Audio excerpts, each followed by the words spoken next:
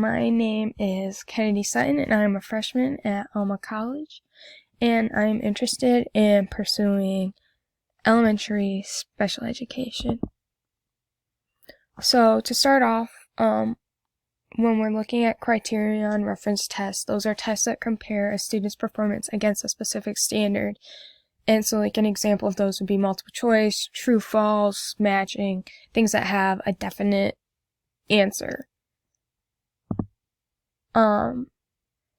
Another form of assessment is a formative assessment, and that's a way of monitoring a student's progress through smaller check-ins that help teachers organize how they need to teach and help get each student to the point at which they need to be at. And so like an example would be a quiz, or having a student write down 3 points at which they think a peer may struggle with the activity, or staying at the front of the class and having your students hold up individual whiteboards with answers to questions that you ask them.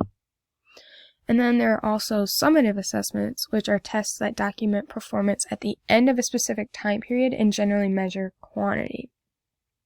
And so an example of that would be like a final or a midterm exam, standardized test, final project, something that shows the overall accumulative learning of something. And so triangulation is a way to look at a student's learning, and it's based on 3 sources, and it allows the teacher to see what level a student most frequently performs at. And so a teacher will look at observations, communication, and the products. So observation is when the teacher will look at the student during a small group or individual time to see what topics they struggle with or they excel at. And then communication is the measure of the language capabilities through casual conversations with the student, just seeing how the student uses their knowledge in real life. And then lastly, the products are the physical representations that demonstrate students' learning. So that's like the tests and the projects and things like that. Brigance tests are very important when deciding and determining what level a student performs at. And so specifically looking at the reading comprehension test, it's when the teacher administers a test to the student where the student reads a passage and answers questions related to the reading. And so once a child does not pass a test with usually an 80% or above, then it's determined that that is the grade level at which they perform. And obviously there are some exceptions. A teacher can choose to move a child to the next level and test them on that next level if they think they scored poorly because it was a bad day or something like that. But it's a case-to-case situation. So when looking at my data, I had the opportunity to test a 9th grader in my placement class, and they performed at the 5th grade reading level measured on the Brigance reading test that I gave to them. And so when deciding what tests to start the student off with, I already had an idea what level the student performed at, and so I just started at the lower 3rd grade level just to give a steady basis. And so they got 100% there, they got 100% 3rd grade upper level. Then moving on to 4th grade, they got an 80%. And so I continued on because they technically passed. And then at 5th grade, they got an 80%. So I continued on again. And then at 6th grade, they got a 60%. So they did not pass that.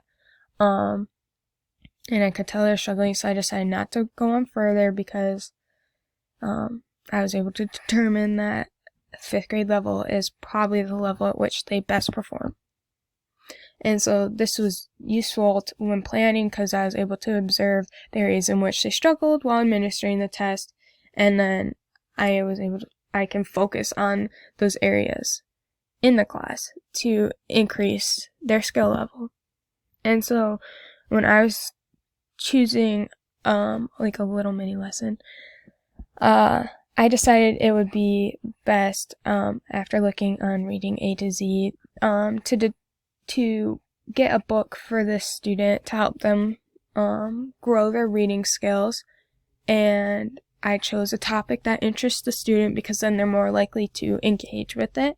And then I decided what level I thought would be most helpful to the child to help them perform and grow. So this book was a 5th grade reading level, but it was just a little bit more difficult. So it wasn't quite 6th grade.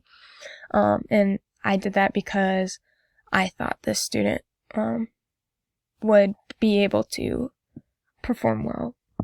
Then I chose this worksheet, this vocabulary prediction chart, to go along with the reading because I worked with this child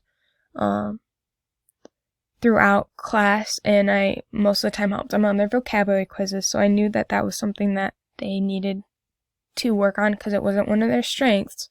And so this allows them to predict the meaning of all these different words and then go in and determine whether or not those were correct. And if they were not, then they learn the actual meaning of the word and to hopefully help them widen their vocabulary. When looking at the Teaching Reading to Students with Learning Disabilities article, there are quite a few points that interest me throughout it. And one of those was that educators must focus on the basic skills that that they will need to help students succeed outside of and after school. And also, just because a student is not performing at the expected level does not mean that there's an immediate diagnosis of a learning disability. A student can have a reading difficulty, but that does not mean that they have a reading disorder.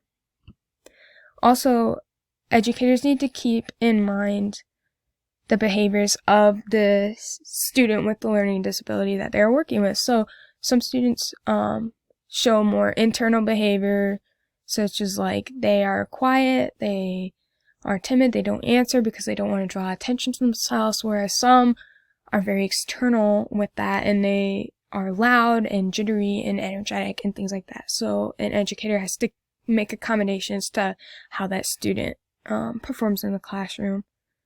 And then also early intervention is key. So realizing a learning disability early on is better because it increases the chances of getting that student back up to the level in which they would be like with their peers. And also those who have a learning disability are more likely to have a reading disability. And then this article also just reiterated the fact that triangulation is an important way to measure a student's success and performance through looking at the intelligence, information processing skills, and academic achievements. And then in conclusion, overall, I've learned that each student is different, and my job as a future educator would be to figure out how I can best help that student grow and get them to the level at which we want them to be. And then I personally really think that triangulation is important because not everyone learns the same and not everyone shows their knowledge the same. So it's important to look at all different aspects to fully get a good understanding of how that specific student learns and how they are taking what they've learned and putting it into action. And then also, Brigance tests are important when it comes to determining what grade level a student is at, because that is then what you use as the base for moving forward and trying to get that student up to the level at which you want them to be and helping them grow. And so that's all I've got for you. Thank you for listening. Yeah.